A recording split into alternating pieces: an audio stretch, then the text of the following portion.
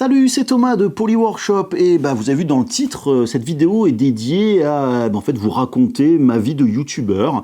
Alors quand je dis ma vie de youtubeur, c'est pas toute ma vie la chaîne YouTube, mais j'y passe quand même beaucoup de temps et c'était un peu l'occasion de vous montrer l'envers du décor finalement. Qu'est-ce qui marche pas, qu'est-ce que j'aime faire, qu'est-ce que j'aime pas faire, des petites galères que je vais avoir, des échanges avec des fabricants, les spams, un peu de drama. Donc vraiment un petit peu tout ça autour de cette chaîne. Pour vous expliquer un petit peu comment ça marche aussi, de vous dire ça c'est cool, ça c'est pas cool, ça c'est compliqué, ça c'est pas compliqué, parler un peu de matos, de vraiment des choses diverses et variées. Je vous le dis dès maintenant, ça a été enregistré un peu par-ci par-là, au fur et à mesure. À certaines occasions, je filmais plus que d'autres. Il y a des moments où c'est un peu plus long. Voilà, donc vous pouvez sauter éventuellement un peu au fur et à mesure. Vous m'excuserez, beaucoup de choses ont été filmées au téléphone portable un petit peu à l'arrache parce que c'était l'occasion. Je n'allais pas sortir justement l'appareil photo avec lequel je filme, on va dire, à l'heure actuelle, histoire de qu'il y ait aussi un petit peu de spontanéité et pas que scripter des choses. D'ailleurs, il n'y a rien de scripté dans cette vidéo, c'est que de l'improvisation. Bref, si ça vous plaît ce genre de vidéo, dites-le moi en commentaire parce que je vais être amené à avoir d'autres choses dans ma vie de youtubeur, on va dire, que ça soit le quotidien, que ça soit lié à des tests, justement à des dramas, à d'autres événements, des activités que je peux faire. Donc voilà, n'hésitez pas à me dire si je trouve ça cool, intéressant pour vous, si ça vous inspire peut-être à vous lancer dans votre chaîne YouTube, pourquoi pas, ou alors ça peut vous dégoûter, je n'en sais. Donc voilà, mettez-moi tout ça en commentaire, ça me fait vraiment plaisir. Et puis profitez-en tant que vous êtes dans les commentaires, vous vous abonnez à la vidéo, vous likez, etc., vous la partagez.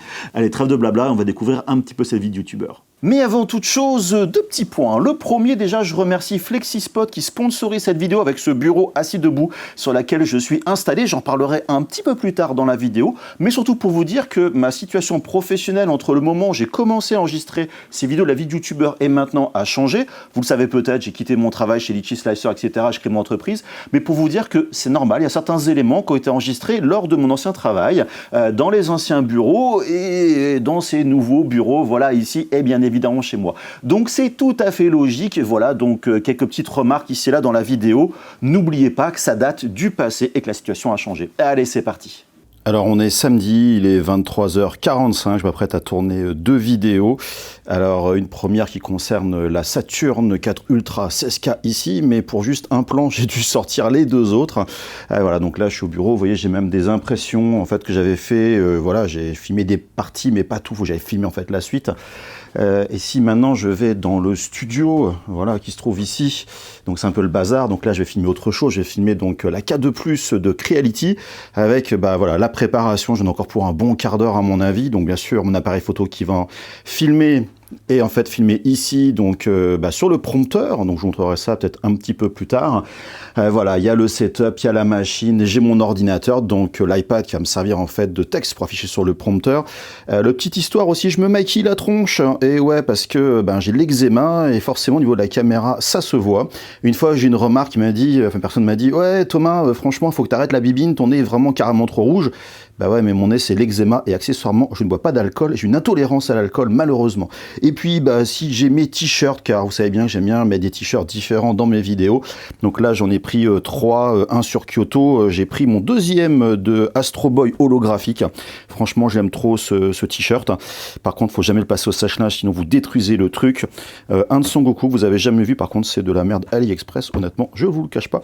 Bref, tout le setup, si vous voulez voir, donc là où je filme d'habitude, voilà le point de vue que j'ai. Vous voyez, je suis ici, j'ai l'éclairage dans la tronche, les autres éclairages, voilà, ici. La machine, ce que vous voyez pas aussi, tiens, au passage, je vous montrerai peut-être tout à l'heure, et ouais, j'ai même de PlayStation pour diriger le prompteur qui se trouve sur l'iPad. Voilà, les petits trucs au niveau du tournage. Bon bref, je retourne à la préparation. En ce qui concerne le prompteur, il faut savoir, c'est que certaines vidéos, je les scripte entièrement. Vous voyez, même le Salut, c'est Thomas de Polyworkshop, il est scripté, c'est-à-dire que je vais, voilà, tout lire au prompteur. Ouais, donc le test, il est assez long, j'ai quand même beaucoup de texte. Ça fait un petit peu peur parce que, en général, je mets pas autant que ça, mais j'ai beaucoup de trucs à dire sur cette machine qui se trouve à côté. Ce qui est assez compliqué, c'est qu'il faut écrire finalement pas du joli texte, mais du texte tel que vous allez le dire en fait à l'oral. Ce qui est un exercice assez intéressant, mais vous voyez, de scripter tout ça, en fait, ça prend aussi du temps. C'est histoire de rien oublier oublié, donc, alors par contre, voilà, il y a des fois où je vais faire un test avec juste des bullet points, hein, vraiment des points clés, et je vais finalement improviser, pas vraiment improviser, je sais ce que je vais dire, mais voilà, j'ai pas tout dire, ça dépend vraiment des tests, de mon énergie, du courage, et aussi de la machine. Si je l'aime vraiment bien, donc là vous en doutez que cette K2 Plus, je l'aime relativement bien. Si je vous montre la Saturn 4 Ultra, donc les deux vidéos que je fais aujourd'hui, c'est pareil, voilà, j'ai aussi tout scripté pour vous dire que il y a des choses assez intéressantes. La conclusion est quand même plutôt longue parce que j'ai beaucoup de choses à dire finalement en annexe, le 16K, etc. et tout. Voilà, donc maintenant j'ai plus qu'à transférer ça sur l'iPad. Bon allez, ça y est, je suis presque prêt à tourner, vous voyez, la caméra est réglée. Pourquoi elle est réglée? Parce que j'ai un retour en fait vidéo ici, donc vous voyez, coucou, voilà, sur la télévision, donc comme ça je peux me voir. C'est pour ça que des fois vous me voyez un tout petit peu, vous regarderez à l'avenir, des fois j'ai ma tête qui tourne très très rapidement, ça peut arriver tout au moment des cuts. Donc voilà, donc c'était le petit truc, voilà, le prompteur, si je zoome dessus, hop là, regardez bien, j'ai la manette PlayStation qui se trouve là. Vous voyez, je peux très bien comme ça, hop, jouer ici, jouer sur la vitesse, bref, contrôler le prompteur à distance avec l'iPad. Si je vous montre les trucs un peu plus techniques, donc voilà, vous avez le prompteur, vous avez l'appareil photo qui est derrière, donc bien sûr relié en HDMI à la télévision. Là, j'ai l'émetteur, enfin récepteur pour le micro, qui se trouve ici, sachant que là j'en ai un autre en fait pour moi. Pour voilà le côté technique aussi, je filme en 4K ces parties-là, et tout le reste de mes vidéos, je les filme en 8K. Ça permet en fait de recouper voilà, mes différentes vidéos. Donc là, peu de choses près, mis à part mettre mon t-shirt, mettre mon micro, je suis prêt à filmer. Vous voyez au passage le petit coucou, le personnage, la mascotte Litchi, que j'ai imprimé avec amour sur la l'Orange Storm Giga des Lego. Je suis désolé de la parenthèse, mais voilà, il se trouve ici. Il est quand même relativement haut, je vous le cache pas, je me suis bien marré à le faire avec mes collègues. Donc voilà, il n'y a plus qu'à lancer le tournage, me taper tout mon script et en espérant que tout se passe bien. Allez, c'est parti. Salut, c'est Thomas de Polyworkshop. Salut, c'est Thomas de Polyworkshop. Alors, j'avais fait une présentation un petit peu rapide à chaud de la Creality K2 Plus il y a quelques mois. La vidéo se trouve ici si vous voulez la voir ou revoir. Alors, j'avoue que j'ai un peu la haine. Je viens d'enregistrer en plus d'une seule prise qui m'a quasiment jamais ma vidéo sur la K2 Plus. Et puis, comble du malheur, mon micro ici, donc la partie que j'ai de mon côté, j'ai oublié de le brancher. Donc, j'ai tout enregistré sans audio, ce qui fait que là, vous voyez, c'est ma prise qui est en train de tourner. J'ai le son de la télé, mais j'ai zéro son qui sort, donc je dois recommencer. Et en plus, ce qui est assez horrible, c'est que au-dessus de moi, j'ai le plafond, vous allez dire c'est normal, mais j'ai un puits de jour qui est caché donc par la dalle, et ce puits de jour donne sur, vous savez, ces toits, on va dire, en plexiglas. Il tombe de la pluie. Alors là, vous peut-être pas avec le micro, mais ça fait beaucoup de bruit, ça s'entend l'enregistrement.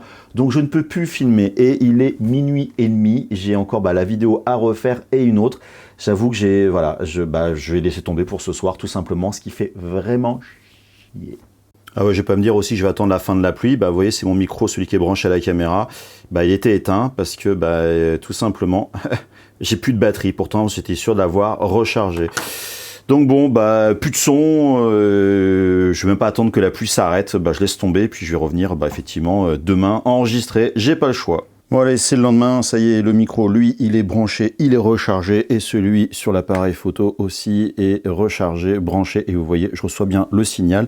Plus qu'à vérifier sur l'appareil photo, hop, voilà, là-dessus, si je reçois aussi mon signal, et voilà, oui, ça marche, donc a priori, je suis enfin prêt à enregistrer. Je viens de finir le tournage de 2 vidéos, donc la Saturn 4 Ultra 16K, et vous remarquez, j'ai donc les 3 machines qui sont là. J'ai fait une petite explication sur les résolutions, ce genre de choses. Le but, c'est aussi de vous expliquer un petit peu pourquoi des fois certaines technos sont bien ou pas bien. Ça me semble vraiment, on va dire, important d'éduquer. Je dis pas d'éduquer dans un sens négatif, oh, vous savez pas et moi je sais, plutôt dans le sens où ne vous fassiez pas des erreurs en prenant une machine qui ne vous correspond pas, ou de se dire je prends la meilleure et qu'au final ça n'a pas changé grand chose pour vous. Donc voilà, ça c'était un truc qui était assez important. Donc là, j'ai l'impression que mon micro a bien marché pour les 2 vidéos. J'ai pensé à faire les miniatures, truc que vous ne voyez pas, mais chaque fois c'est galère, pour ça que les machines sont disposées comme ça. En fait, j'ai fait une miniature par rapport à ça. Et souvent, j'arrive à la maison, je me dis, ah zut, j'ai oublié les plans d'ensemble, j'ai oublié les miniatures, donc faut les shooter, il faut un peu bidouiller, photoshopper. Donc voilà, bref, je verrai au montage si tout se passe bien. Je voulais vous parler un petit peu des miniatures sur les vidéos YouTube. Alors, je vous cache pas que c'est pas ma tasse de thé, je mets vachement de temps et je suis pas franchement fan. J'avoue que je m'y prends pas forcément le mieux. Et donc voilà, ici pour la Creality, j'en ai fait 3. Alors, je vous cache pas que c'est assez putaclic dans certains cas, mais malheureusement, c'est ce qui marche le mieux. Donc voilà, 3 versions. Alors, toujours la même imprimante, c'est ma bouille qui va changer et tout. Mais il faut savoir que, en fait, derrière, j'ai d'autres images. Donc, vous voyez en plus celle-là ou celle-là. Voilà, donc j'ai pas mal de trucs un petit peu différents. Vous voyez, j'ai forcément le côté un peu grimace ou genre de choses. Finalement, le classique, c'est des fois ça marche, des fois ça marche pas. C'est ça qui est un petit peu embêtant. Il faut savoir que derrière, en fait, au niveau mon logiciel de montage vidéo, DaVinci, en fait, quand je suis à la fin de mon enregistrement d'intro, conclusion, etc., je me fais justement une petite série comme ça, voilà, de filmer derrière la caméra où je fais plus ou moins, on va dire, le clown. Alors des fois, les trucs qui sont, voilà, pour déconner. Des fois, je parle en même temps. Il faudra qu'un jour, je vous les sorte vraiment en vidéo. Voilà, je me rends compte que j'aurais dû laisser la porte ouverte. Voilà, donc c'est toujours un petit peu le truc qui est quand même assez compliqué, vu qu'après, vous ne voyez pas forcément, mais si je reviens dans Photoshop, au niveau des images, bah ouais, là encore vous n'avez pas tout, mais forcément il faut faire du détourage entre, vous voyez, le fond en fait, moi je suis devant, histoire d'avoir le fond séparé, il faut me détourer ma tronche, il faut détourer la machine, quand vous en faites plein, il faut essayer de récupérer, donc c'est pour ça que la caméra est fixe, enfin bref, voilà, donc il y a pas mal de temps à passer là-dessus, et il faut savoir quand même que les miniatures, ça joue énormément pour le taux de clic sur votre vidéo.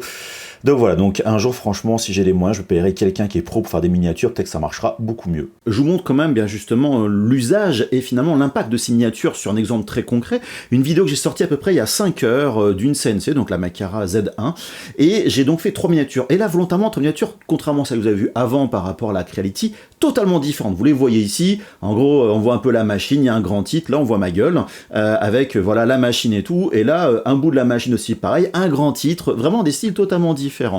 Et bien sûr des titres aussi différents. Et si vous regardez à côté, c'est finalement le pourcentage de vidéos finalement qui ont été cliquées par les personnes en suivant finalement telle ou telle miniature. Et donc vous voyez, la première, j'ai 33,7%, donc ça prend un tiers finalement des clics vient quand c'est cette miniature qui est affichée. Quand c'est la deuxième, je passe à quasiment 43%, et la dernière que 23%. Donc ce qui veut dire que cette miniature avec ce titre, oui c'est pas les mêmes titres, ont tendance à générer plus facilement du clic et génèrent plus d'intérêt des gens qui se voient proposer cette vidéo-là. Ce qui veut dire que moi, j'ai intérêt dès maintenant, alors là il est 21h30, on est en fin de journée, j'attends quand même un petit peu passer la nuit, mais dès demain matin, je vais voir quel est mon résultat et couper éventuellement tout de suite. Pourquoi? Parce que les vidéos, YouTube les pousse en gros pendant 48 heures, après ça descend, sauf si la vidéo, bien sûr, carbure complètement. Donc j'ai intérêt à ce que la miniature qui va générer le plus de taux de visionnage soit celle que je garde. Donc, je garde un petit peu ça, je vais encore peut-être me coucher d'ici 2-3 heures, je vais voir dans la soirée, mais en fonction, je vais couper très rapidement, parce que des fois, j'ai des tests, par exemple le test de la Creality que vous avez vu avant, j'ai plus ou moins 34, 35, 36%, la différence n'est pas vraiment fondamentale. Mais là, c'est très significatif, donc j'ai intérêt à choisir a priori la combinaison du titre et de la miniature du milieu. Et là, je m'attaque à en fait, une vidéo sur le retour sur l'Orange Storm Giga des Lego. J'ai déjà fait une première vidéo plutôt à chaud il y a pas mal de temps. J'ai quand même des questions assez régulières sur cette machine. Je me suis dit, voilà, ce serait bien de filmer un peu tout ça. Alors, vous voyez, je suis dans l'atelier cette fois-ci filament de Litchi Slicer, avec en fait toutes les machines, mis à part deux, la X1C et la Voron là-bas ici. Et en fait, sur toutes mes machines. Voilà, le côté YouTube, c'est l'avantage, effectivement. Bref, il y a aussi beaucoup de bazar, des machines qui sont à réparer, des machines qu'on utilise beaucoup. Le petit détail, il faut que je coupe la ventilation par exemple quand j'enregistre parce que sinon ça fait trop de bruit. Voilà, donc je vais essayer de filmer ça. Alors moi je suis pas très fan de filmer ici parce que le fond est pas joli, etc. Et moi j'aime bien avoir un joli fond dans mes vidéos, mais j'ai pas m'amusé à trimballer ça de l'autre côté, bien évidemment. Puis tant que j'y suis, hop, je vais profiter pour faire visiter la suite. Donc là il y a la ventilation, donc là on est dans l'atelier peinture, où j'avoue que moi je l'utilise pas assez à mon grand désespoir, sinon je foutrais du bordel partout, c'est quand même un peu problématique. Donc, vous voyez mon arche LED, alors celle-là elle est un peu détruite, j'en ai une double dans mon bureau, il faudrait que je ramène à cet endroit-là. Et puis là c'est la partie donc donc CNC laser, vous voyez, donc avec les CNC que vous connaissez, laser aussi, etc. Avec beaucoup de bazar. Là, en fait, après cette vidéo-là, je vais ranger en fait entièrement l'atelier parce que j'ai besoin de gagner de la place pour mettre une grosse machine, la méga donc 70 watts de Monport, hein, Monport, je sais pas comment on dit. Et voilà, puis vous voyez, j'ai des matières premières, du bois, des éléments de trucs que j'ai achetés genre sur Temu, sur AliExpress, sur Action, enfin chez Action, etc. Donc, bref, pas mal de choses. Donc, vous voyez les deux ateliers qui sont connectés avec le côté, voilà, filament. Bon allez, maintenant, j'enregistrerai ma vidéo. Voilà les puits de jour qui me font chier, il est en train de pleuvoir. Et ça tape sur le plexiglas là-haut. Et ce que vous avez raté il y a quelques instants, on se trouve juste à côté de l'aéroport de Bordeaux-Mérignac et les avions de la piste secondaire, quand ils l'utilisent, ils passent juste au-dessus des bureaux. Et donc, il y a quelques instants, ça fait... Voilà, l'avion est passé au-dessus. Et je vous cache pas que de l'autre côté des bureaux qui sont là-bas, un petit peu plus loin, plus au niveau du studio, les avions passent juste au-dessus. Des fois, on a même l'ombre des avions qui arrivent directement dans le bureau. Voilà, donc j'espère que ça va le faire pour enregistrer ma vidéo, que j'aurai pas trop de bazar, de bruit, parce que franchement, ça après à récupérer en post-production, c'est la misère. Et quand tu arrives au bureau, et tu te rends compte que tu as laissé les cartes mémoire, y compris celles de secours, à la maison. Et il n'y a plus qu'à faire un aller-retour pour aller les récupérer. Et voilà les deux coupables. Alors j'ai toujours une de secours au cas où justement ça peut arriver, même un truc bête, la première qui tombe en rade, la première celle sur le dessus qui vaut plus cher mais qui est beaucoup plus rapide, et que ma carte SD qui se trouve en dessous. Voilà, ça c'est petits trucs aussi, ça m'est déjà arrivé quand je faisais surtout beaucoup de la photo, d'avoir une panne de carte mémoire. C'est bien content d'avoir un double et pas perdre tout ce que vous avez dessus. Alors ça faisait quelques jours que j'avais pas filmé en fait de vidéos dans ma vie de youtubeur pour différentes raisons, le boulot, le machin, etc. et tout, puis beaucoup de montage. Là en fait je viens de finir le soir, oui il est encore tard, dans mon petit bureau pour des raisons pratiques, parce que la machine se trouve juste derrière, une introduction à Lightburn en fait, vraiment du tuto, c'est longtemps que je voulais le faire, j'ai dû refilmer l'introduction parce que j'ai fait tellement de changements que ce que j'avais filmé avant ne marchait plus, voilà, ça c'est les aléas. Mais surtout, je suis assez vanné, ça se voit en fait sur la vidéo, là, je vois ma tête. Je reviens du salon le Bordeaux Geek Festival, qui est un petit salon qui dure un week-end, qu'on a fait en tant qu'exposant avec l'équipe de Litchi Slicer pour finalement juste, pas vendre le logiciel, mais démocratiser, parler autour de l'impression 3D, c'est super cool. Il y a plein de parents, des gamins qui viennent, qui découvrent tout ça, les gens... qui pensent que l'impression 3D c'est inabordable. J'avais notamment la Century Carbone qui a tourné non-stop, franchement toujours très content de cette machine. Puis moi je pose toujours la question, mais pour vous une machine comme ça coûte combien? Ah, ça a coûté 2000, 3000, peut-être 4000 euros. Non, 329 euros. Les gens sont si peu chers. Et en fait les gens, je me rends compte que plein de gens ont des idées préconçues finalement, ou des vieilles images de l'impression 3D d'il y a des années qui correspondent pas, et c'est dommage parce qu'ils se disent mais c'est génial, je pourrais me lancer et tout. Donc voilà, ça c'était un premier point. Mais surtout l'autre point, j'ai un petit regret d'ailleurs, je vais en dire dans quelques instants, c'est que j'ai rencontré beaucoup de gens, et beaucoup de gens, pas des simples visiteurs, mais des gens qui disent « Ah ouais, c'est toi Thomas de Polyworkshop, etc. » Les années précédentes, ça fait la 3e année que je fais le salon en tant qu'exposant, j'avais une ou deux personnes, quoi. Mais là, j'ai presque pas arrêté de discuter avec des gens qui connaissaient ma chaîne, et surtout des gens qui étaient super chaleureux, très contents des vidéos que je faisais, que j'avais aidé pour apprendre l'impression 3D, la gravure laser, enfin pas mal de choses, mais différents tutos, la sculpture, que ce soit des gens qui notamment font des pokéballs, qui font vraiment des trucs, je trouvais vraiment super, un bijoutier qui fait la sculpture avec ZBrush, qui imprime avec Litchi, et puis des gens juste qui suivent ma chaîne tout simplement, et voilà, donc pas mal d'échanges avec eux, on partage finalement les mêmes passions, c'était vraiment super top, et justement, je voulais remercier ces gens-là. J'étais con, j'ai pas fait de selfie avec eux, donc je ne peux pas trop illustrer ça. Mais voilà, si vous voyez, vous allez vous reconnaître. Je vous remercie encore des échanges qu'on a eus. Ça m'a fait extrêmement plaisir, sauf que les gens ils disent, ouais, grâce à toi, j'ai fait telle ou telle chose, j'ai appris, machin. Alors des fois, j'ai des galères, tout ça, j'ai donné des informations aux gens. Je me suis senti utile. Voilà, ce que je faisais sur ma chaîne était relativement utile. C'était pas que du blabla de youtubeur. Voilà, ça m'a fait chaud au cœur, tout simplement. Et donc, je remercie beaucoup ces gens-là. Et puis, j'avoue que je suis le mec assez finalement resté dans mon bureau. Voilà, j'aime bien dans mon monde. Je vais pas dire le contraire. Mais là, voilà, d'échanger avec des gens qui ont les mêmes passions, c'est pas la même chose que d'échanger un message sur Insta, sur WhatsApp, sur TikTok, des commentaires sur YouTube. C'est cool. Mais là, il y a une interaction qui n'est pas la même avec les forces et les faiblesses des uns et des autres. C'était vraiment cool. Donc, il faut que je fasse plus de salons pour pas forcément pour ma reconnaissance, mais juste apprendre des autres, échanger et partager le savoir. Vous savez à quel point c'est important pour moi. Donc, bref, c'était super cool, et voilà, je voulais juste vous partager ça. Et je vais vous parler maintenant un peu de mon espace de travail en tant que youtubeur. Vous êtes ici dans mon atelier, on va dire, l'espace atelier de mes bureaux, avec imprimante 3D, filament, résine, CNC, graveur laser, etc. Et j'ai au milieu de cette pièce le bureau sur lequel je me trouve, bureau assis debout de la marque FlexiSpot, c'est le E7. Et vous remarquez qu'il peut monter quand même relativement haut, ce qui est assez pratique en fonction des besoins, parce que en tant que youtubeur, c'est un petit peu haut là quand même, je peux être amené à déballer des machines pour faire de l'unboxing et tout, mais des fois des machines qui sont relativement lourdes. Je prends l'exemple de CNC, ou alors j'ai une machine qui tombe en panne, une pièce à réparer, une amélioration à faire.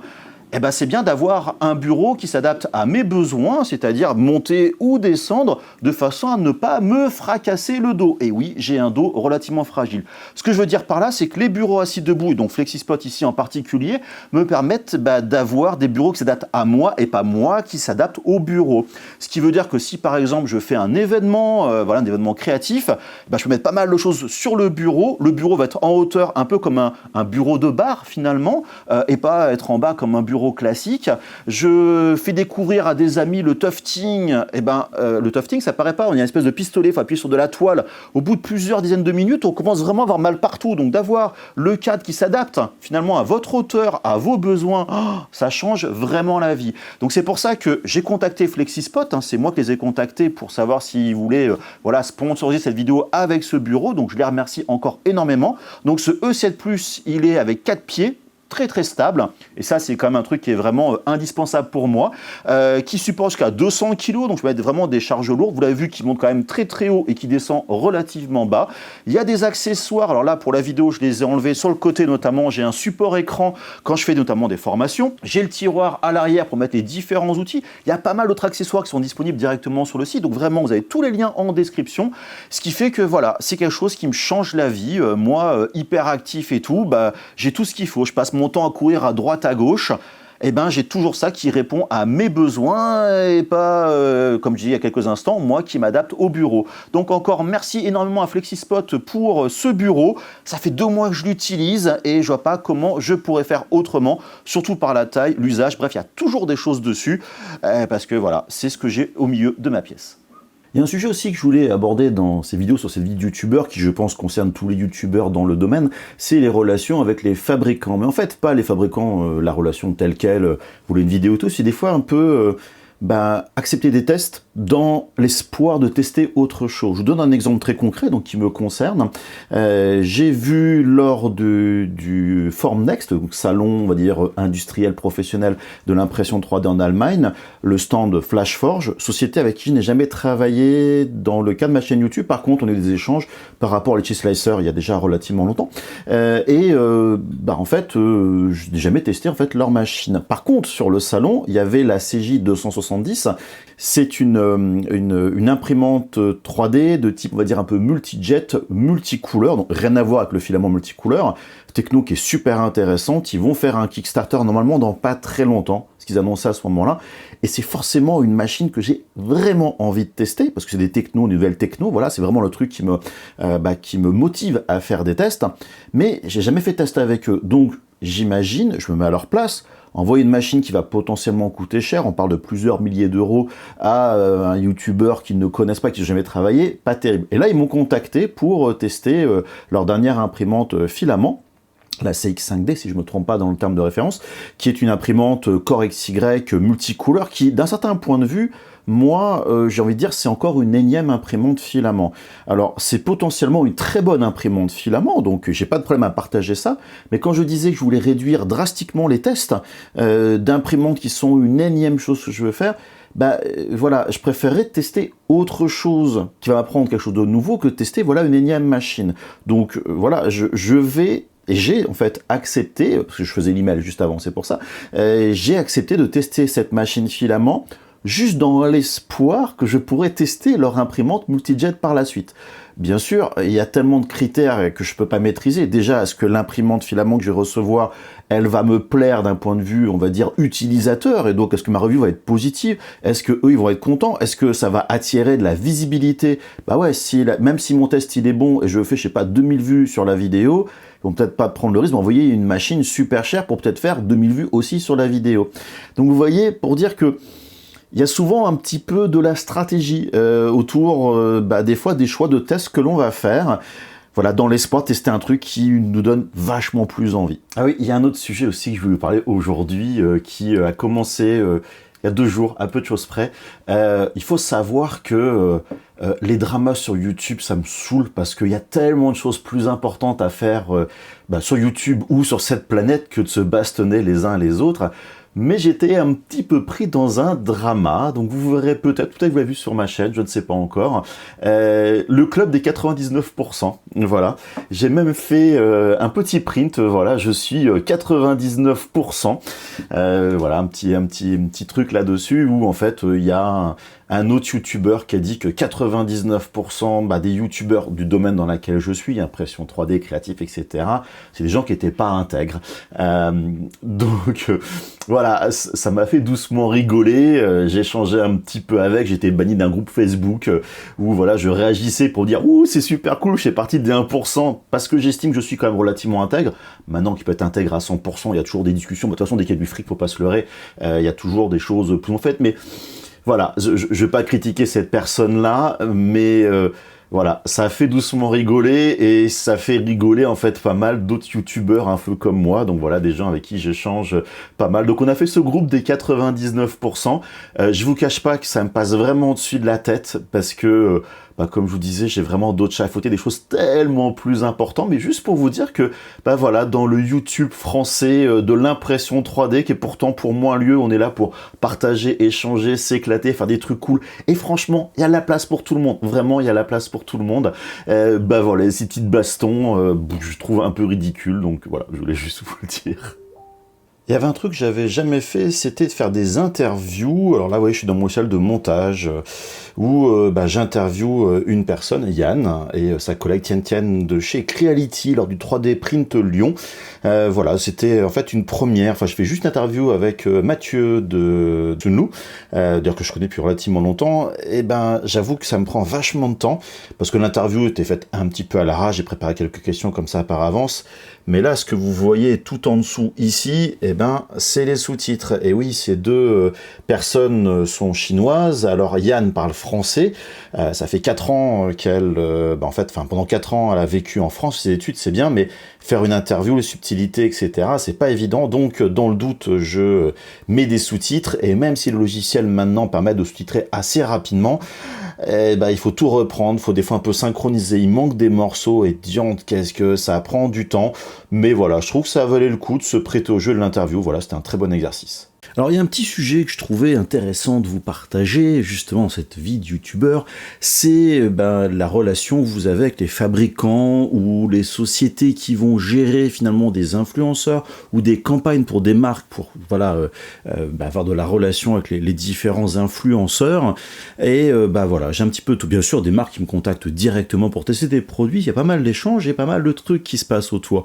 Donc là j'ai sélectionné quelques emails plus ou moins récents de choses. Donc là, une demande tout à fait, on va dire, légitime, par exemple, Neji, je sais pas comment on dit, une marque de graveur laser qui est quand même assez ancienne, qui me contacte, voilà, pour faire un test. C'est vraiment un email assez classique. Ça, vous voyez un petit peu ce que l'on reçoit avec, le produit, bien évidemment, ce serait un très grand honneur d'avoir une collaboration avec moi, qui suit depuis très longtemps votre chaîne YouTube. Je vous cache pas que je suis sûr que quasiment tous les youtubeurs qui ont reçu, youtubeurs, influenceurs, qui ont reçu cet email-là ont exactement le même message. En général, il y a le nom de la chaîne qui change de police de caractère, genre le gros copier-coller. C'est assez rigolo, mais bon, bref, on va dire, c'est le jeu, ma pauvre Lucette. Et donc voilà, il parle d'un graveur, le Max 4 V2, avec le lien et tout, nouveau site internet, patati patata. Alors, forcément, quand on reçoit un produit comme ça, en tant que, youtubeur, on regarde quand même un petit peu si ça nous intéresse. vous intéresse pas. Parce que, alors je sais pas pour les autres, mais moi je filtre forcément ce que je vais vouloir tester. Ça peut être très très long de tester quelque chose. Des fois, ça donne pas plus envie. Donc tester un produit qui vous donne pas envie, c'est pas forcément terrible. Et moi, vous savez, les graveurs laser, j'aime bien ça, mais j'ai pas à vous cacher que c'est pas aussi populaire qu'une imprimante 3D, par exemple, en test, donc quitte à faire du test. Donc, ça veut dire que moi, deux choses, il faut que ça m'intéresse, très personnellement, et que je vois un intérêt pour vous, en fait, qui me regardez, ou potentiellement des gens qui pourraient me découvrir par rapport au produit. Et là, donc, je découvre cette machine, donc la Max 4 V2E80, et en fait, c'est une machine laser. Alors là, j'ai pas mis le lien et tout en ligne, mais qui est super grande. Voilà, qui peut monter jusqu'à 1 mètre de large. Je crois que c'est du 80 par 80 cm la machine.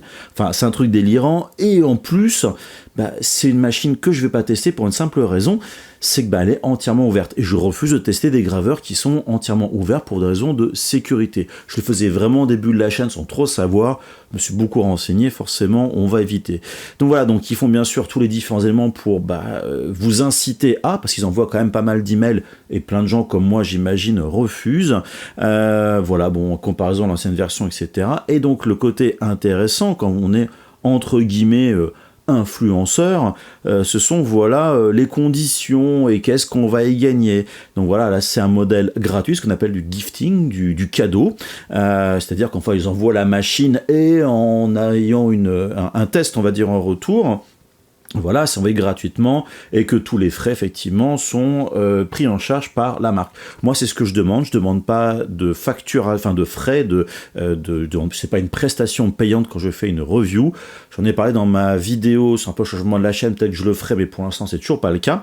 Il y a quasiment tout le temps des programmes d'affiliation entre 8 et 15% de commission. Vous cliquez sur les liens, vous achetez la machine, donc on récupère chez eux tout du moins entre 8 et 15%. Alors 15%, franchement, je l'ai jamais vu, et 8, c'est très très haut quand même comme taux de commission. Je trouve ça assez étonnant d'ailleurs. Ça se trouve il y a 15% sur, je sais pas moi, le morceau de bois que vous achetez chez eux, mais peut-être pas la machine. Bref, des coupons de réduction, etc.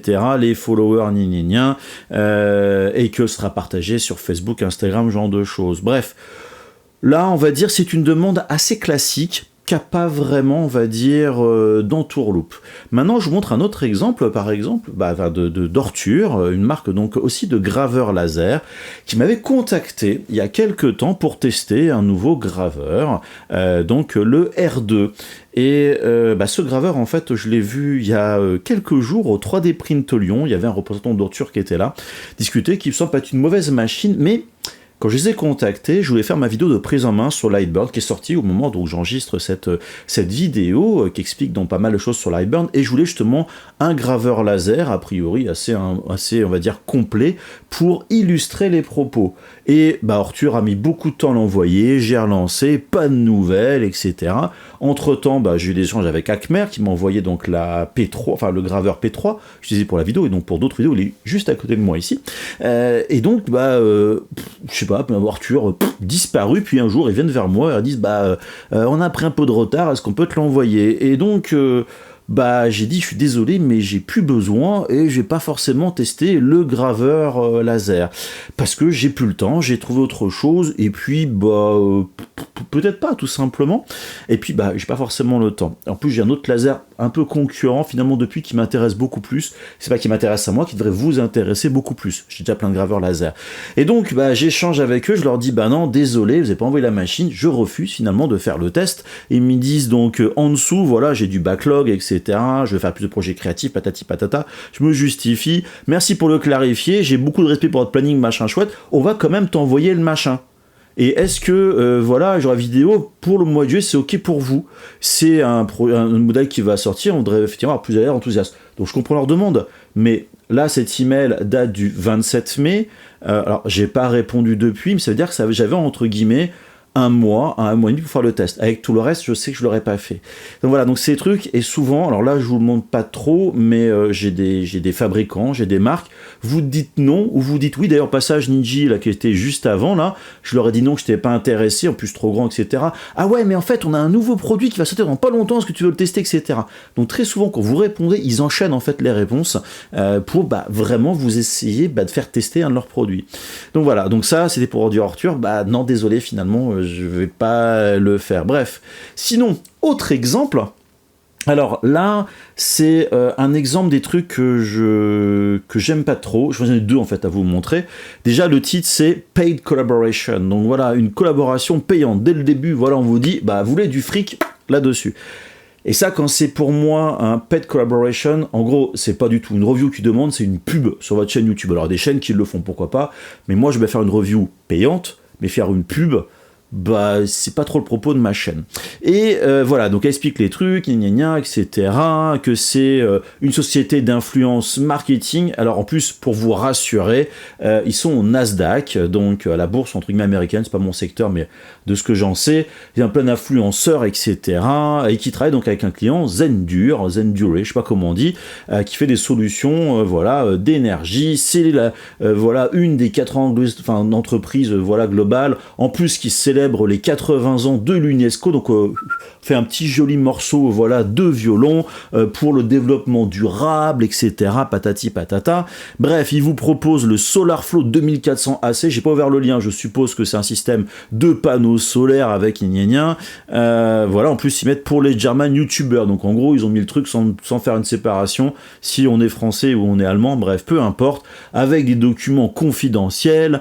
En plus vous avez Product Information and Reviewer Guide, en gros, voilà, certains fabricants vous envoient carrément un guide du reviewer, des gens qui vont faire les tests. En gros, voilà ce qu'il faut faire, c'est quoi les mots-clés, c'est telle ou telle chose, faut mettre en avant là-dessus, pensez bien à dire ceci, cela, attention, ne mentionnez pas la concurrence, bref.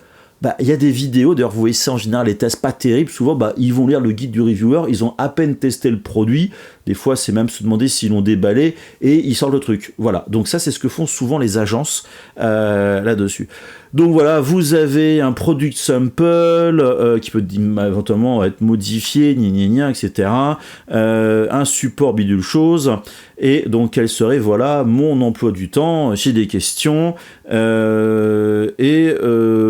Par contre, il y a Solar Panel at Home Yourself, je ne comprends pas trop le sens de la phrase. Donc voilà, on peut les contacter sur WhatsApp, un numéro en 86. Un numéro en 86, c'est en Chine si je ne me trompe pas. Donc voilà, pour une boîte qui est cotée, on va dire, au Nasdaq aux US, c'est quand même une boîte chinoise derrière. Alors, voilà, ça c'est des trucs qu'on reçoit assez régulièrement, et ça on reçoit de tout n'importe quoi. Souvent ils disent la chaîne c'est pareil, c'est la meilleure, on vous aime. Des fois je reçois des trucs, ouais votre chaîne elle va vraiment être en adéquation à ce que vous faites, puis je sais pas si c'est des produits pour les chiens ou des produits pour les bébés ou des sextoys, voilà, il y a vraiment des trucs, j'ai tout n'importe quoi, ça c'est du spam, ce que je disais tout à l'heure. Voilà, donc ça c'est des trucs qui m'intéressent pas, enfin c'est pas que le solaire ne m'intéresse pas, mais voilà, je m'en sors pas sinon. Et donc un autre exemple de collaboration payante, j'en ai encore un autre justement dans le genre de celui-là, mais je reviens juste parce que j'ai pas forcément tout listé. Voilà, donc des fois je reçois des emails, bonjour, on voudrait explorer ensemble le travail avec votre chaîne, donc à San Pellegrino, donc, les bouteilles d'eau, bien évidemment, on pense qu'on va faire une bonne relation, on open la discussion pour la publicité avec votre audience, etc. Enfin, je précise, parfois je reçois cet email, et en plus je reçois un email de San Pellegrino manager.winien@honnête.eu. Donc les chances pour que ça soit un email officiel est quand même proche de 0. Et ils ont ouvert un autre de Pinnacle Studio, alors pour ceux qui connaissent Pinacle en français, éditeur de logiciels vidéo, voilà, je reçois un truc, je suis manager à Pinnacle, machin chouette, etc. Puis je réponds directement, allez on perd pas de temps, envoie-moi directement le lien de phishing ou alors le virus, merci. Donc voilà. La personne me répond un truc, merci pour l'offre, voilà, votre intérêt pour l'offre, désolé de la réponse, patati patata, etc. Et en plus, il m'offre un budget de $3500. Et oui, pensant que je vais me faire avoir. Voilà, en plus, c'est Cascade Parent Limited Trading as Aludo. Je sais pas ce que c'est.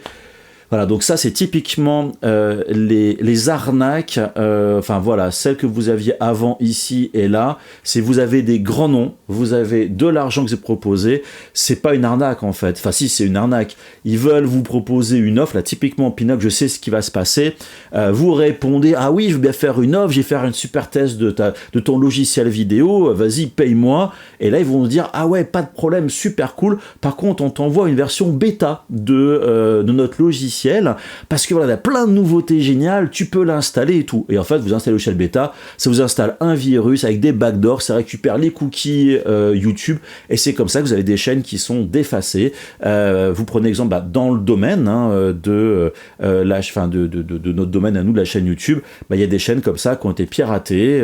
Vous avez, alors c'est plus le cas maintenant, c'est plus trop la mode, mais genre Elon Musk qui fait des vidéos sur SpaceX en live stream, ou alors pour vendre du Bitcoin, voilà, c'est ce genre de choses. Donc faut faire attention, on est vraiment, nous les youtubeurs, des cibles de hacks, on va dire, assez précis. Et dans la même lignée, alors là, la vidéo maintenant a été, on va dire, supprimée, mais au moment c'était pas le cas. J'ai reçu 7 emails à la queue leu du même truc. Voilà, nouvelle alerte, modérateur qui a donc partagé avec vous une vidéo privée, tout concernant la nouvelle monétisation. Alors, monétisation en tant que youtubeur, oui, forcément, c'est un point important pour nous, c'est une source de rémunération pour la chaîne YouTube, et il n'y a pas si longtemps, je sais des trucs similaires, des vidéos privées, puisqu'il y a une soi-disant de YouTube. Mais évidemment, ça vient pas de YouTube, notamment du patron de YouTube qui expliquait les nouvelles règles, etc. Bref, fallait cliquer dans les liens en description pour télécharger un truc. Bien évidemment, c'est un virus. J'enchaîne très rapidement pour le reste. Je reviens un petit peu sur ces promotions payantes. Voilà, je reçois, pareil, une New Paid Collaboration. Donc là, ça c'est pas, a priori, pas une arnaque. Vous avez une marque d'écran, de moniteur, d'ordinateur. Alors ça, pourquoi pas sur la chaîne, hein. J'ai déjà testé les lumières, qui est d'ailleurs au passage toujours sur mon écran d'ordinateur, c'est vraiment génial ce truc. Là c'est pareil, j'ai la lampe en train de m'éclairer, donc des fois je teste des trucs un petit peu en annexe, et des écrans. Là je suis sur ma tablette, ma Cintiq, c'est un écran aussi, enfin j'ai plein de matos, et pour les gens créatifs, pourquoi pas. Voilà, marque totalement inconnue. Mais en fait, ce qui me pose là-dedans souci, c'est justement les termes de la collaboration. Je précise, c'est des écrans à 350 €, à peu de choses près, hors promotion. Donc c'est des produits qui sont pas qui sont pas peu chers, mais pour des écrans de 32 pouces, a priori, c'est pas terrible. J'ai 2 écrans de 32 pouces à côté, je les ai payés beaucoup plus cher. Bref, c'était pour partager justement des fois des choses qui sont un peu de l'abus. Enfin, j'estime moi de l'abus. Donc collaboration, donc mode de collaboration, donc c'est une vidéo dédiée de 6 à 8 minutes. Le but du contenu, c'est montrer l'installation, l'introduire le produit et l'utiliser. Donc un écran à 6-8 minutes, je sais pas ce qu'on peut dire, sauf s'il est vraiment de qualité. Date de sortie au mois de juin, j'ai reçu l'email déjà le 3 juin. Rappelez-vous pour après. Une exclusivité, donc ne pas faire la promotion d'autres marques dans la vidéo au sein des 24 heures. Alors j'ai du mal à comprendre comment on peut pas faire la promotion de trucs dans la vidéo dans les 24 heures, à moins de dépublier la vidéo, mettre une autre au passage, voilà, bref. La vidéo doit rester sur votre chaîne de façon indéfinie, ou alors garantie pour durer au moins 1 an. Timeline, la production de la vidéo, du brouillon, pourquoi je parle du brouillon, vous allez comprendre par la suite, dans les 5 à 7 jours lorsqu'on reçoit l'exemplaire de votre écran. Voilà, donc déjà c'est assez. Autre détail, les créateurs doivent envoyer la publicité, le contenu de la publicité pour validation donc par eux avant la publication. Donc c'est pas une review, là ce qu'ils cherchent vraiment, et c'est explicite, c'est une publicité pour leur écran. Et si le contenu de la publicité ne correspond pas à leurs attentes, on doit corriger le contenu de façon gratuite. Alors ça, c'est une petite subtilité qui est à prendre en compte, hormis le côté payant, je vais continuer donc par la suite, c'est que, voilà, vous avez des fois des marques qui vous disent « Ah, on voudrait vérifier votre vidéo avant la publication ». C'est quelque chose, mis à part exception, que je refuse, ou alors quand j'ai vraiment un doute ou quelque chose, voilà. Des fois, je suis vraiment en avant, je peux l'envoyer, mais ça s'arrête là.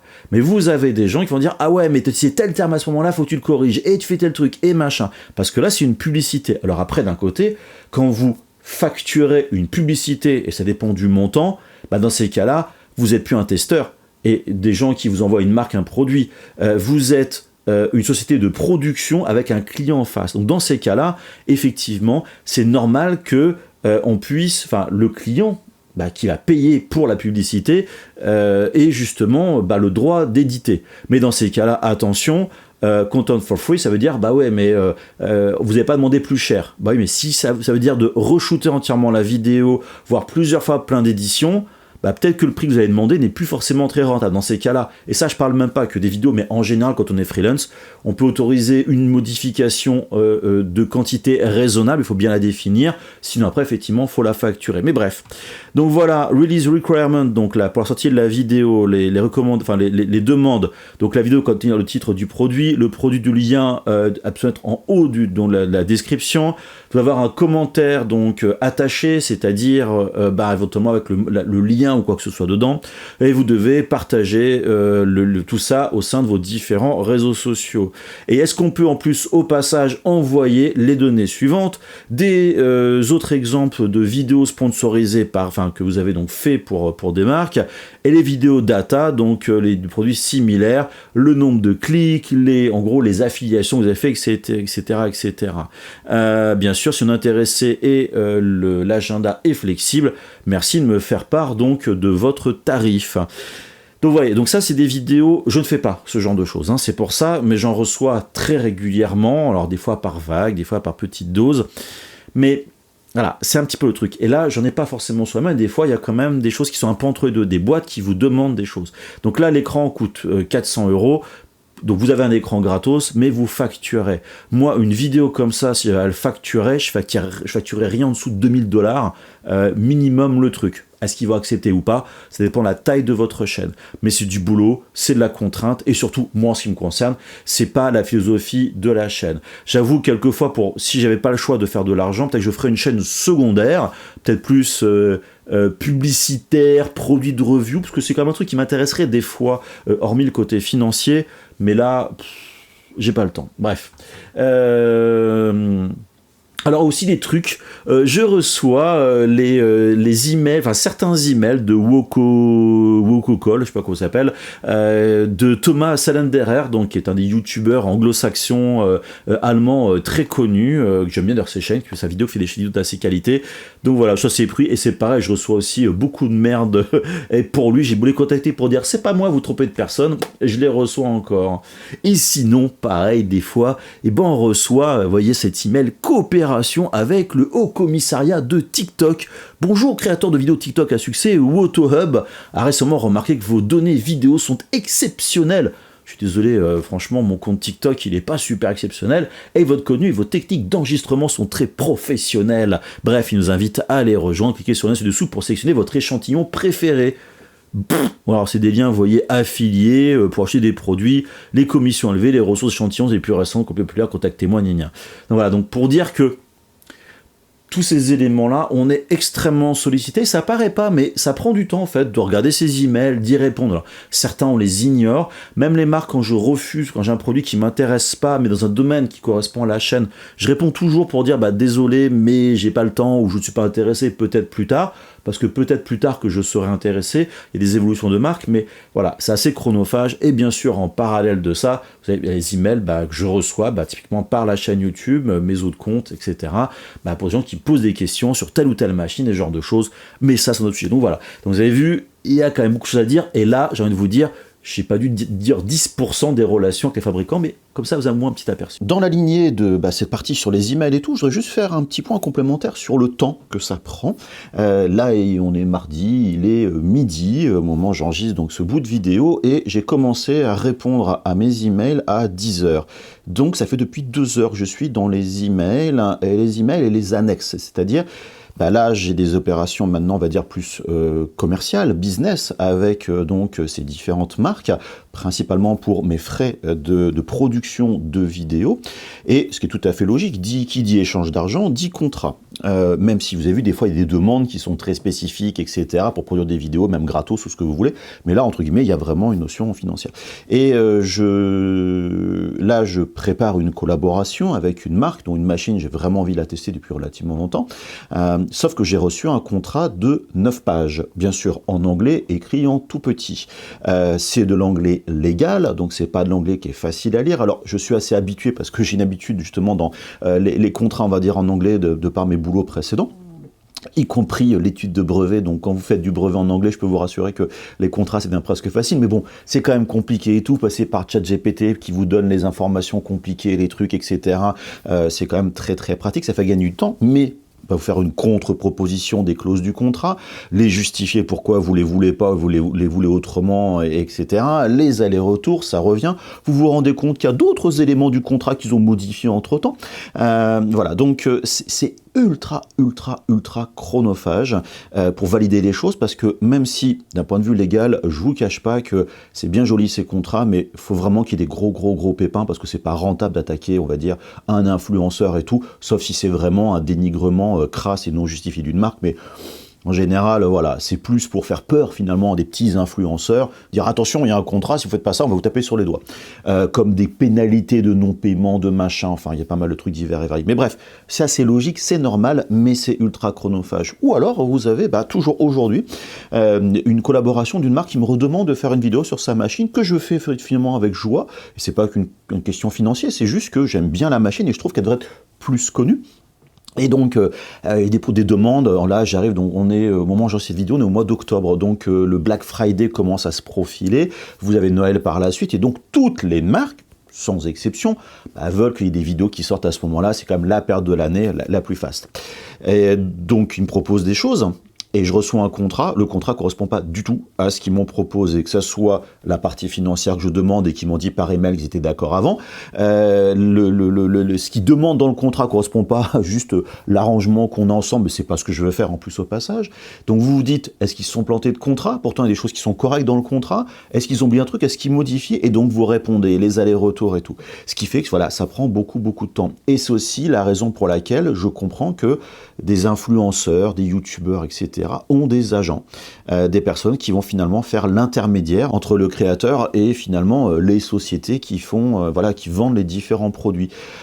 Parce que pendant ce temps-là, moi, pendant 2 heures, j'avance pas sur des vidéos. Donc d'un côté, ils vous disent « Ah, faut que les vidéos elles sortent vite !» mais vous passez un temps avec eux, mais extraordinaire. Et ça, c'est un petit peu le truc qui est difficile. Donc je comprends vraiment qu'il faut des agents. Mais après, des agents, c'est comme pour tout, il faut les payer. Et je sais que si ma chaîne continue à grandir, tous ces trucs-là, ça me dérange pas de le faire, mais je préfère faire du contenu pour vous, on va dire, faire des tutos, faire des reviews, des making-of, que d'écrire des emails toute la matinée. En fait, plus ça va, et plus je suis en train de me dire, le matin, je fais de l'administratif, des emails, des machins, etc., pour faire de la prod l'après-midi, du montage le soir, la nuit et le week-end. Je préférais faire du contenu toute la journée. Allez, bon, c'était un tout petit point sur la partie contrat, et je vous embête plus avec tout ça. Bon, je suis en train de voir sur le site internet des plexiglas achetés parce que je vais tester un graveur CO2. Voilà, ça fait relativement longtemps, le truc m'intéressait bien. Je regarde un petit peu ça. Bon, je vous cache pas que c'est les trucs à toujours chercher, lequel est le bon. Est-ce que je prends du teinté? Est-ce que je prends du coloré? Alors j'ai des idées de projet, bien évidemment, mais voilà, c'est aller là-dessus comparer sur les sites parce que le plexi, je vous cache pas que vous voyez les prix du mètre carré, ça peut vite flamber. Plus la partie dès qu'on teste une machine, on fait pas des trucs bien du premier coup, mais comme tout le monde, et des fois on se trouve avec des gros échecs. Donc voilà, je cherche un petit peu là les effets miroirs, c'est un truc vraiment qui m'intéresse. J'ai encore jamais découpé et gravé du miroir. Bref, je cherche un petit peu. Et ça y est, j'ai fait ma commande. Alors vous voyez, des trucs un peu divers et variés, du plexi coulé classique. Oui, pour le CO2, si on veut découper et graver, mieux vaut du coulé que de l'extrudé. Voilà, déjà j'ai 55 € pour les 4 plaques. Alors c'est du 70 par 35 cm, plus ou moins dessus. J'ai essayé des choses assez intéressantes comme les plaques de lettres rouges sécurité 8 mm. Mais alors le prix du mètre carré, il est délirant. 50 par 30, je suis déjà à 29 € pour une seule plaque. Donc si on compare par exemple à une plaque de plexi bleu opale, un peu couleur Polyworkshop à 18 €, voilà, c'est un petit peu le truc du miroir, des choses un petit peu différentes. Donc j'ai hâte de voir ça et de tester tout ça quand la machine va arriver. Alors voilà un petit truc qui arrive de temps en temps, notification UPS, colis dédouané en cours d'acheminement envoyé par cette boîte Ovlaps Pacific Limited Sales. J'ai aucune idée de ce que ça peut être. En fait, c'est a priori un fabricant qui m'envoie quelque chose, de la résine, une machine, j'en ai aucune idée, et impossible de savoir ce qu'il en est. Vous allez dire, bah Thomas, de quoi tu te plains? C'est un paquet que tu reçois, c'est cool. Alors oui, effectivement, c'est cool, sauf que des fois, on se tape des frais de douane, des fois des gros frais de douane, ou alors la douane qui vous appelle pour dire, c'est quoi ce truc-là? On n'a pas la facture, envoyez la facture, est-ce que ça respecte les trucs? Quand vous ne connaissez pas quel est le fabricant qui vous l'avait envoyé, qu'est-ce que vous faites? Et puis forcément, les douanes vous rigolent un petit peu au nez là-dessus. Donc voilà, c'est des petites surprises de ce genre de choses. Excusez-moi du doigt, c'est histoire de cacher le numéro de suivi. Maintenant, je vais parler un point qui est très important dans la vie d'un youtubeur, tout du moins la mienne. Ça concerne le montage vidéo. Bah oui, c'est bien gentil de vouloir faire des vidéos sur la chaîne YouTube, mais il faut vous fournir quelque chose qui va vous expliquer comment marche telle ou telle chose, ou alors faire un tuto, etc., etc. Donc là, vous êtes dans un de mes 2 logiciels que j'utilise pour le montage, DaVinci Resolve, qui est un logiciel qui existe en version gratuite et franchement qui marche du feu de Dieu, sans publicité, sans rien. J'ai la version studio qui est, j'ai payé je crois 200 € ou 150 € une fois pour toutes, et franchement c'est un truc qui est génial, facile de prise en main, hyper puissant, hyper complet. D'ailleurs j'ai quitté Premiere Pro depuis très longtemps et je n'ai jamais regardé en arrière, et le but c'est de vous parler un petit peu tous ces trucs là, ce qui me bouffe énormément de temps, car moi ce que je préfère c'est plutôt les parties créatives au niveau d'un test, typiquement de machine, c'est-à-dire pas forcément commenter les spécifications, ou alors faire un peu l'unboxing, présentation de la machine. Pour moi, c'est un peu toujours la même chose, c'est un peu de critique ici et là. Alors bien sûr, de découvrir des nouveautés, des choses qui marchent autrement, ça reste quand même intéressant. Là, c'est un écosystème qui est fermé, qui est différent. J'ai dû apprendre un petit peu leur slicer, voir comment ça marche, faire des tests d'impression. Donc cette partie-là, entre guillemets, est intéressante. Mais une fois que j'ai enregistré toutes ces vidéos, et je vous le dis, dès maintenant, j'ai quand même pas mal de vidéos, vous voyez, au niveau de mes rushs. Si je vous montre mon dossier, hop là, ici, sur l'ordinateur, donc voilà, toutes mes vidéos qui sont ici, quelques photos, des fichiers dont j'ai fait de la captation, que ce soit du site internet ou alors de mon ordinateur, donc pas mal de contenu. Et pour vous dire aussi une petite parenthèse, ça fait 325 gigaoctets de données sur mon disque dur, donc ça prend effectivement beaucoup de place, ces données. Et ce que vous voyez ici, voilà, je vais un petit peu zoomer, ce sont tous les clips vidéo qui ont été coupés les uns après les autres pour que ça soit un peu plus dynamique, qu'on ne montre que l'essentiel. Et toutes ces coupes-là, alors je sais pas combien il y en a, mais il y en a forcément beaucoup. Et c'est super chronophage. Et quand je dis chronophage, parce que ma vidéo ici de ce test, qui est un petit peu longue, mais je sais pas faire des vidéos très courtes, j'avoue, fait 43 minutes, 23 secondes. Donc c'est une vidéo qui est très longue. Et le format de mes vidéos sont assez souvent similaires d'une vidéo à l'autre. Vous avez une introduction que j'essaie de faire la plus courte possible, souvent la partie un peu découverte de la machine et tout, puis après des projets simples, après des projets de plus en plus compliqués, et à la fin j'ai ma conclusion, les plus, les moins, la vie globale, etc., etc., avec souvent beaucoup de blabla, parce que j'aime bien expliquer le pourquoi du comment. Et vous remarquez que finalement le plus compliqué c'est pas la fin, il y a très peu de découpes. Le début, il y a peu de découpe aussi. Pourquoi? Vous l'avez vu un moment, c'est que j'utilise, vous allez le voir, je sais pas comment c'est inséré là dans mon montage, mais bref, j'utilise un prompteur avec éventuellement du texte qui était écrit à l'avance. Donc là, quasiment tout était écrit. C'est pareil, l'écriture du script prend aussi du temps, histoire de rien oublier. Donc voilà, beaucoup de choses, notamment les parties où vous avez de l'interface. Donc là, je découvrais leur slicer, l'apprendre, tout ça. Je dois enregistrer ça en vidéo. Et là, je ne demande pas, c'est que vous dire, Thomas, t'as fait 0 coupe. Non. Dans l'autre logiciel que j'utilise pour faire de la capture vidéo, Camtasia en l'occurrence, j'ai fait tout le montage de ces éléments-là. Et j'insère comme ça par la suite. Et une fois que c'est terminé, j'ai plus qu'à faire la partie audio. C'est-à-dire que là, je suis en facecam devant donc mon prompteur. En gros, je lis et tout, mais il faut pas qu'on ait l'impression, que je donne l'impression de lire quelque chose. Ensuite, je fais tout mon montage, tous les éléments que j'estime importants, et après, je fais un voice-over, c'est-à-dire avec mon micro, je commente ce que j'ai assemblé avant en vidéo. Et ce qui veut dire, il y a des découpes. Pourquoi? Parce que je fais des erreurs. J'ai aussi beaucoup de B, de A, des des E, des alors, enfin bref, tous les tics de langage. Et quand j'arrive à ce stade-là, je suis vraiment sur la fin du montage, je commence à être saoulé, je vais pas vous dire le contraire, à comme ça, à tout doubler, ça prend vraiment du temps, et je vous dis, c'est pas mon kiff. C'est vraiment pas mon kiff de faire ça. Donc c'est aussi pour ça que je mets souvent du temps à sortir des vidéos. J'enregistre des rushs vidéo. Je fais des bouts de montage par-ci, par-là. Mais alors, finir la vidéo, ça prend du temps. Et une vidéo comme celle-là, elle m'a pris environ 2 semaines bien tapées de boulot. Et quand je parle de 2 semaines, c'est 2 semaines à temps plein, mais le soir, la nuit, le week-end, les jours fériés, à bosser ici et là. Voilà, c'est quand même des contraintes assez importantes, ou des fois, quand je suis au déplacement, je vais peut-être bosser dans le train. Exemple, là, demain, j'enregistre cette vidéo, je m'en vais voir mes collègues à Liège, journée de boulot. Le retour mercredi, je ne travaille pas, mais je rentre en train. Bah, j'ai 5 heures quasiment de train, je vais faire du montage dans le train avec mon ordinateur portable. Et là, c'est le truc qui est génial de DaVinci. Vous voyez ici, il y a un petit bouton cloud. J'ai un compte dans le cloud avec 200 gigas de données. Je peux tout synchroniser. Alors, les proxys, vidéo proxy, c'est des vidéos entre guillemets de moins bonne qualité.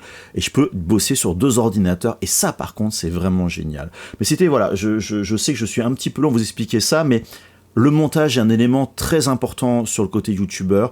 Ça me prend beaucoup de temps. C'est pas ce que je préfère, même si je vous dis, c'est pas non plus, on va dire, une torture. Mais je préfère bidouiller la machine, je préfère trouver des projets à faire. Et ce temps-là, bah, je peux pas le passer à faire autre chose. Et je vous le dis dès maintenant, j'entends les commentaires arriver, mais que vraiment je prends avec beaucoup de bienveillance. J'ai déjà répondu à plusieurs reprises. Ouais, Thomas, pourquoi tu prends pas quelqu'un qui va te faire du montage? Alors sur le principe, bon déjà, j'ai pas forcément les moyens de prendre quelqu'un à faire du montage, mais surtout, c'est comment je peux expliquer à quelqu'un tous ces éléments de vidéo, comment ils doivent être montés, qu'est-ce que je vais expliquer, sachant que j'ai pas scripté tout ça. Il y a rien, il y a aucun script. Donc la personne, faudrait qu'elle soit avec moi pendant que je teste les machines pour expliquer ce qui est bien et ce qui est pas bien, pour qu'après elle comprenne quoi faire. Et en plus, je finis par faire mon audio à la fin. Donc peut-être que je rate quelque chose. Et s'il y a des gens qui bossent avec des youtubeuses et des youtubeurs qui regardent cette vidéo et qui font du montage professionnel et qui ont des trucs, ou alors m'expliquer, bah non, pour nous, les gens qui faisons du montage, on est habitués, c'est comme ça qu'on bosse. Tu dis un petit peu ce que tu veux par-ci par-là et on se débrouille. Mais si je dois finalement tout scripter, tout expliquer, voilà, bah ici je vais montrer telle ou telle chose, la machine, pourquoi j'appuie ici, pourquoi le comment, pourquoi ce point-là est important, pourquoi telle ou telle chose est nécessaire, et puis bah vous voyez la capture vidéo qui va me la faire, je suis obligé de la faire pour ces éléments-là. Voilà, j'ai du mal à me projeter sur pourquoi j'irais prendre quelqu'un pour me faire du montage sans m'accompagner. Et pourquoi je dis ça? Parce que je vois des vidéos de chaînes YouTube plutôt professionnelles, avec des gens qui expliquent des trucs sur l'impression 3D dans le cadre de formation.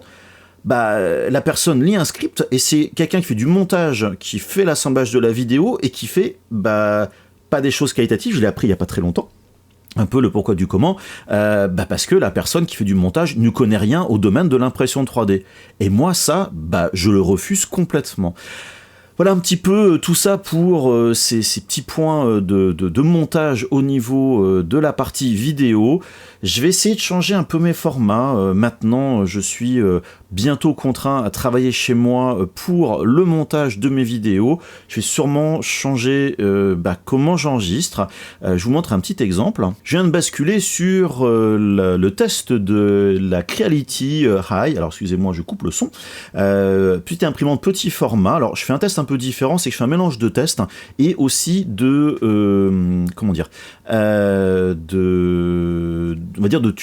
tutos pour aider les gens à se lancer dans l'impression 3D filament. Alors je fais ça avec d'autres machines, mais bon voilà, c'est cette machine qui se présente. Et ce que je fais jamais, c'est que là, j'ai vraiment enregistré l'audio en même temps que je fais le montage, en essayant le plus possible de commenter ce que je fais, sans trop partir dans des délires lyriques, car vous savez que je suis très bavard. Vous voyez, cette vidéo est longue, je suis déjà à 8 minutes 33 rien que sur ce petit passage-là. Éditer tout ça et faire autrement. Mais du fait que j'étale mes vidéos dans le temps, j'étale mes vidéos souvent sur plusieurs jours, plusieurs semaines, et à la fin, je fais quelque chose, je sais plus ce que j'ai dit avant, j'ai de la répétition, et c'est pas top. Il faudrait vraiment que j'arrive à faire des vidéos sur un temps très très court. Mais ça, j'y arrive pas parce que je peux pas tester une machine, entre guillemets, sur une journée ou deux. J'aime bien laisser passer du temps, faire autre chose, faire d'autres projets, même autour de la machine. Et ça correspond pas. Donc, voilà. Ça, c'est un exemple d'éléments que j'essaie de faire autrement, avec pas mal de coupes. Et puis, je vais essayer, puis vous me direz éventuellement en commentaire, si vous trouvez ça cool ou pas cool. Bref, je vais essayer de réduire le plus possible mes temps de montage en essayant de pas rendre mes vidéos trop chiantes. Donc, voilà un petit peu pour la partie montage. Et pour le dernier sujet, je vais parler argent. Alors, c'est pas la première fois que j'en parle dans des vidéos sur ma chaîne. Bah oui, qui dit vie youtubeur, maintenant c'est mon boulot entre guillemets à temps plein.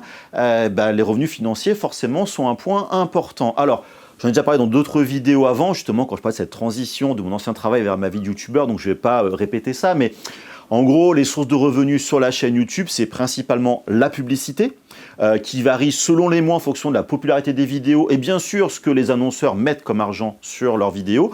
Il y a des mois, on fait le même nombre de vues, mais on va gagner 200 € de plus ou de moins, ça dépend. Des périodes de l'année, là, j'enregistre au début du mois de novembre, donc le Black Friday va arriver, Noël, donc les crédits publicitaires vont relativement monter, ça va être beaucoup plus rentable, mais on parle que de 2 mois. Bref, publicité. L'autre, l'affiliation, je l'ai déjà dit, ça s'écroule complètement. L'affiliation, si vous ne le savez pas, c'est donc quand on clique sur ces liens en description d'une vidéo ou une bio ou quoi que ce soit, qui amène sur un site, vous faites un achat, la personne qui a fait ce lien affilié va récupérer une petite commission, plus ou moins importante. Les plateformes de réseaux sociaux, YouTube en particulier, mais toutes, évitent que vous cliquiez sur les liens pour pas que vous quittiez la plateforme. C'est-à-dire que là, maintenant, les descriptions, on voit une demi-ligne qui apparaît plus ou moins, les commentaires sont à moitié masqués, vous prenez les shorts, il n'y a pas de lien vraiment cliquable dedans. C'est pareil sur Instagram, c'est pareil sur TikTok, et TikTok, vous mettez des liens directement affiliés en bio, ils n'aiment pas faire un link. Bref, c'est toujours plus ou moins compliqué. Pour dire que voilà, les sources de revenus, ce type de sources de revenus sont très fluctuantes et pas toujours très stables. Et puis bien sûr, vous faites une vidéo qui a très bien marché, un produit qui est très populaire, un produit assez abordable, vous avez des chances de faire pas mal d'affiliations. Vous faites une machine comme le P3 DxTool qui est derrière, qui est une machine très chère pour les professionnels, on fait forcément beaucoup moins d'affiliations, même si lorsqu'on en fait, permet de gagner. Je ne vous le cache pas, sur le P3 DxTool, en affiliation en direct, tout du moins qui est tombé, je dirais, sur mon compte, j'ai fait 0 d'affiliation. J'ai plus fait de l'argent que le squad DxTool. Ça, c'est un autre truc. Mais bref, pour dire que je suis obligé de diversifier mes activités. Ce qui veut dire que, d'un côté, revenu YouTube, je suis loin de couvrir mes besoins pour faire fonctionner l'entreprise. Ce qui fait gagner de l'argent, c'est les à côté, donc ce squad Xtool, où je fais, entre guillemets, de la démo, de l'avant-vente, et là, les ventes, j'ai aussi une commission dessus. Quand j'en fais, c'est pas énorme, mais au moins, ça me fait un peu d'argent. C'est plutôt, on va dire, le consulting que je fais. Oui, je suis consultant aussi pour le monde de l'impression 3D, le marketing, ces univers créatifs, où là, je facture forcément des entreprises, où je me fais forcément un peu plus d'argent. Mais je ne suis pas non plus dans la richesse. Et puis pour revenir au niveau des dépenses, cette fois-ci, alors bien sûr, les dépenses classiques, les locaux, les charges, les prestataires et ce genre de choses, donc du grand classique.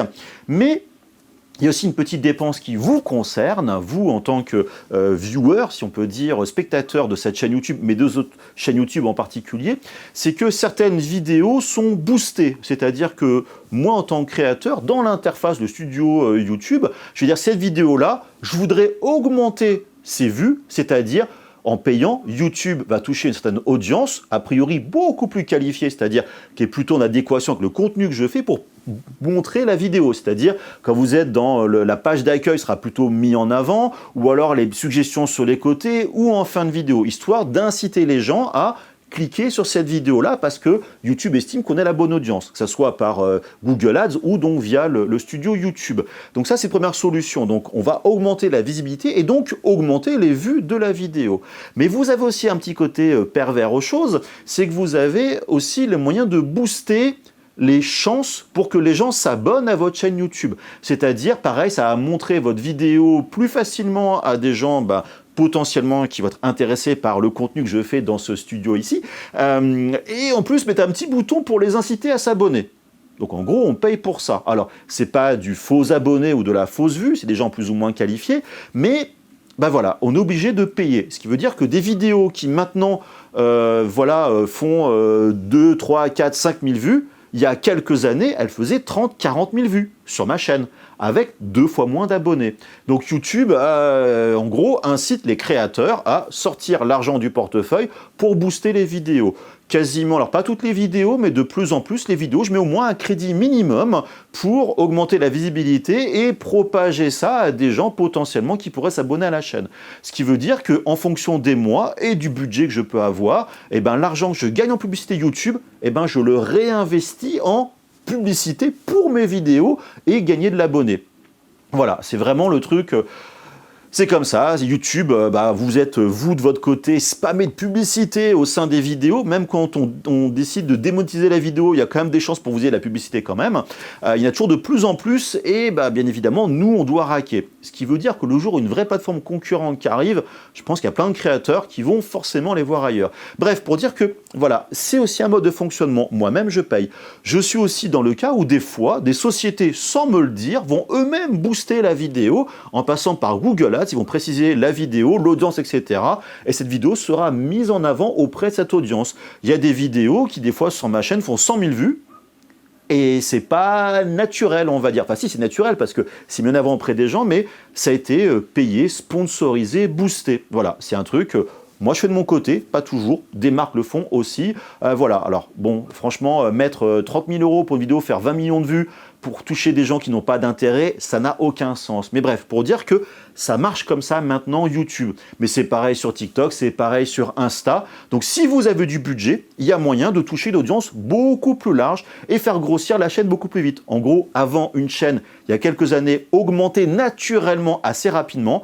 Et bien maintenant, si on veut que ça augmente naturellement, à moins d'avoir la chance de faire des vidéos qui font beaucoup de buzz, eh ben en général, vous êtes obligé de payer pour ça. Donc c'est un petit peu dommage, ce qui fait que moi, en tant que créateur, l'argent que je gagne, je dois le réinvestir. C'est pour ça, je parlais un petit peu dans la vidéo à certains moments, je travaille sur une plateforme de formation pour avoir une source de revenus qui ne dépend pas de YouTube, avoir donc protéger finalement mon entreprise et puis accessoirement j'ai envie de le faire, donc c'est pas une obligation, mais pour moi YouTube c'est tellement incertain que je trouve d'autres solutions finalement de business. C'était ce que je voulais faire depuis le début, quand j'en parlais de cette vidéo sur l'avenir, en fait, enfin l'avenir, mon changement de travail. J'avais précisé que je ferais en gros 2 tiers YouTube, 1 tiers de formation et en fonction de l'énergie, du succès, je basculerai plutôt l'un ou plutôt vers l'autre. Donc là, j'arrive bientôt dans cette deuxième étape de mettre en place cette formation. Mais bref, pour vous dire que voilà, le côté financier, c'est pas anodin. Donc c'est pour ça que vous avez ces YouTubeurs qui font du sponsor. Vous avez vu FlexiSpot gentiment sponsoriser la vidéo. Alors, ils m'ont envoyé un bureau gratos, c'est super cool. C'est mieux de faire une dépense, mais c'est pas ça qui paye mon loyer, vous voyez. Donc je suis pas sûr que les liens affiliés vont me payer le loyer du mois. J'en suis même sûr que non, par exemple. Donc vous voyez, c'est très très bien. Donc c'est pour ça que mes vidéos, j'ai des vidéos, je demande des frais et j'ai des marques qui acceptent sans aucun problème et des marques, non, mais jamais de la vie. Et puis si t'es pas content, de toute façon, la machine dont on voit pas, on ira ailleurs. Voilà. Et puis il y a des fois des marques que je contacte par moi-même pour tester une machine. C'est compliqué de négocier avec une marque de l'argent alors que c'est nous qui les contactons pour demander une machine. Vous voyez, donc c'est toujours des trucs un petit peu compliqués. Donc voilà pour ce pan un peu financier, c'est un petit peu long, mais ça me paraissait important d'en parler parce que c'est un sujet forcément qui est c'est le nerf de la guerre, faut pas se leurrer. En tout cas, j'espère que cette vidéo très très longue, bien sûr, sur ma vie à moi de youtubeur, sur mon mode de fonctionnement, sur mes pensées qui ne reflètent que moi, il y a plein de youtubeurs, youtubeuses différents et différents qui ont des façons de travailler, de penser aussi qui leur correspondent, donc voilà. C'est vraiment propre à mon petit univers. Donc dites-moi en commentaire de la vidéo ce que vous en avez pensé, si vous aimez bien ce genre de vidéo, même si c'est relativement long, si vous avez appris des choses, vous voyez peut-être des choses autrement par rapport à cette vie de youtubeur, certaines difficultés, des joies, des dramas, des machins, etc. C'est quand même assez important. Bien sûr, vous avez tous les liens en description de la vidéo, mais comme toutes les vidéos, c'est allé jusqu'au bout de cette vidéo, merci encore au passage. Mais voilà, n'hésitez pas à cliquer sur les liens quand vous voulez acheter quelque chose, c'est vraiment, ça change rien pour vous, mais ça va aider la chaîne. Vous voulez acheter un truc sur Amazon, cliquez sur un lien Amazon sur ma vidéo, peu importe, vous achetez votre produit, ça va vraiment aider la chaîne. Bien sûr, vous avez les réseaux sociaux, Instagram, TikTok, Facebook, Thread, etc. Donc vraiment, suivez-moi, échangez avec moi, j'essaie de répondre le plus possible, voilà, quand vous m'envoyez des messages, je fais du mieux que je peux. Vous avez le groupe Facebook, soyez créatifs, bien sûr, vous avez le Discord, voilà, tous ces univers-là, la newsletter, enfin voilà, tous ces différents éléments. En tout cas, j'espère que ça vous aura plu, mais surtout le plus important, n'oubliez pas, c'est d'être créatif. Allez, je vous fais des gros bisous. Bye bye.